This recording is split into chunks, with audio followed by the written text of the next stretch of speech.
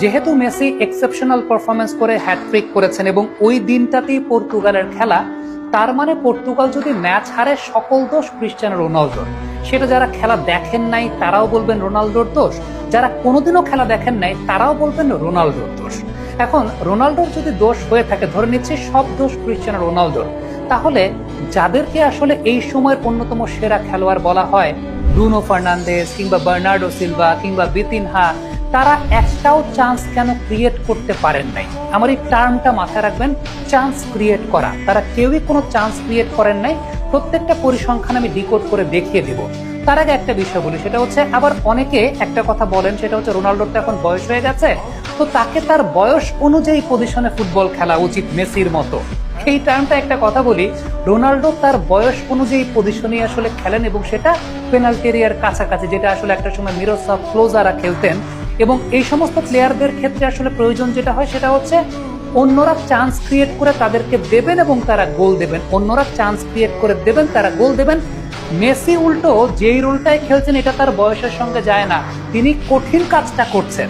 Messi কঠিন এবং exceptional খেলাটা খেলছেন, প্লে মেকারের খেলাটা খেলছেন, বাট রোনাল্ডো তার বয়স অনুযায়ী আসলে খেলাটা খেলছেন। একটু ডিকোড করি এবার ব্যাপারটা।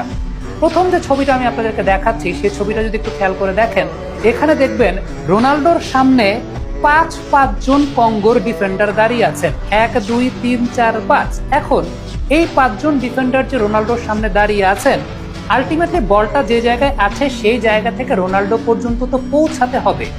অলওয়েজ রোনাল্ডোর সামনে এরকম 5 জন ডিফেন্ডার দাঁড়ানো অবস্থাতেই ছিলেন থ্রু আউট দ্য ম্যাচ। কিন্তু পর্তুগাল প্রায় 78% নিজেদের মধ্যে বল পাসিং করেছে, কিন্তু পাস দিয়েও রোনাল্ডোর পর্যন্ত বল পৌঁছাতে পারেন না। এখন আপনি আমাকে একটু বলেন, রোনাল্ডো তিনি যে পজিশনটা, অর্থাৎ একদম পেনাল্টি এরিয়ার কাছাকাছি, যার সামনে 5টা ডিফেন্ডার, তার পর্যন্ত আপনি যদি চান্স ক্রিয়েট না করে দেন, দোষটা কি তার নাকি যারা চান্স ক্রিয়েট করতে পারে নাই তাদের? একটা ছবি দেখে আপনার যদি আসলে মন না ভরে থাকে, আমি আপনাদেরকে পরের ছবিটা দেখাচ্ছি। পরের ছবিটাতে একটু খেয়াল করে দেখেন, এই ছবিটাতে রোনাল্ডো পেছনে 1 2 3 4 জন প্লেয়ার রোনাল্ডোর পেছনে একদম মার্ক করা, ইভেন 2 জন একদম রোনাল্ডোর সঙ্গে গার্ড দেওয়া, একদম সঙ্গে। এখন যে জায়গাটাতে বলটা আছে, এই জায়গাটা থেকেও বলটা তার পর্যন্ত আসলে পৌঁছায় নাই, অর্থাৎ মিডফিল্ডে যারা আছেন রোনাল্ডোর পর্যন্ত বলটাকে পৌঁছাতে পারেননি, যেটা ফুটবল টার্মে আমি বলছি যে চান্সটা ক্রিয়েট করতে পারেননি। 3 নাম্বার ছবিটা দেখাই। 3 নাম্বার ছবিটাতে একটা অ্যাটাকের মধ্যে খেয়াল করে দেখেন, এই ছবিটাতে 1 2 3 4 5 জন প্লেয়ার, তাদের একটু সামনে হচ্ছে রোনাল্ডো দাঁড়ানো, কিন্তু রোনাল্ডোর গার্ডে কিন্তু এই জায়গাটা একদম 5 জন। এটা অনেকে বলতে পারেন যে রোনাল্ডো তো একটা অফসাইড পজিশনে দাঁড়ানো এবং ইন্টেনশনালি তিনি ম্যাচের ম্যাক্সিমাম টাইম